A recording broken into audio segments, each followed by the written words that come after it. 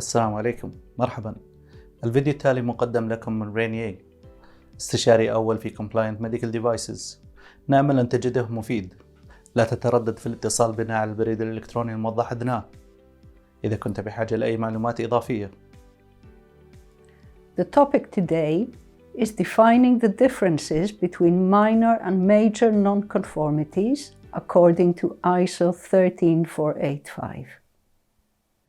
Specifically, on the difference between major and minor ones as per ISO 13485. So the objective is to define the differences.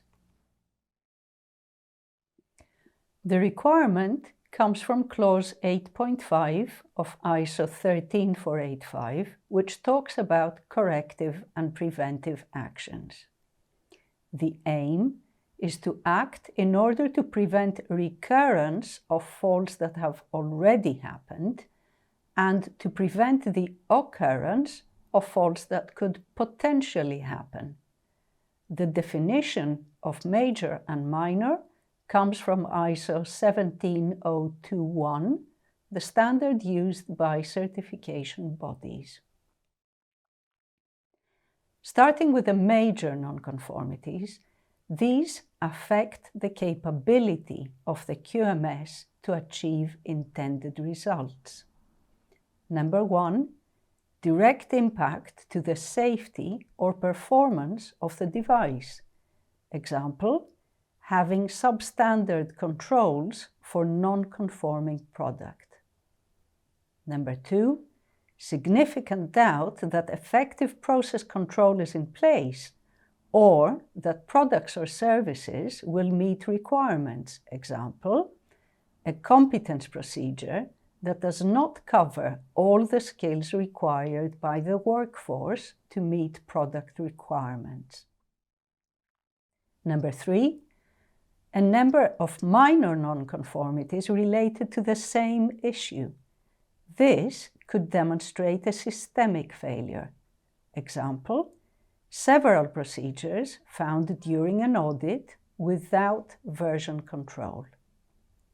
Number four, a breach of the law. Example, failure to place the regulatory mark on the product. The minor nonconformities do not affect the capability of the quality management system to achieve the intended results. Examples, competent personnel who, however, had not filed their training certificate. A single document without version control. And finally, a calibrated measuring tool but without identification.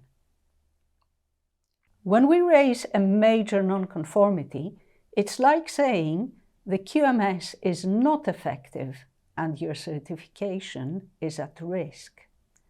While a minor nonconformity means a requirement is not fulfilled, but the quality management system is still effective.